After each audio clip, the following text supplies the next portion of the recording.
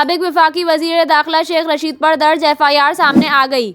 अवामी मुस्लिम league के सरबराह शेख रशीद पर मुकदमे में एक काबिले ज़मानत और 2 नाकाबिले ज़मानत दिफात लगाई गई हैं। शेख रशीद पर आयद दिफा 120 नफरत अंगेज तकरीर की काबिले ज़मानत दिफा है, जिसकी सज़ा 6 माह कैद या जुर्माना है।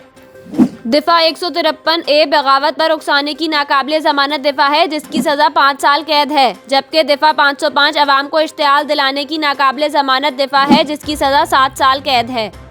वाज़ेह रहे कि अवामी मुस्लिम लीग के सरबराह और साबिक वज़ीर दाखिला शेख रशीद को पिंडी पुलिस ने मोटरवे से गिरफ्तार करके इस्लामाबाद के थाने आपबारा मुंतकिल किया।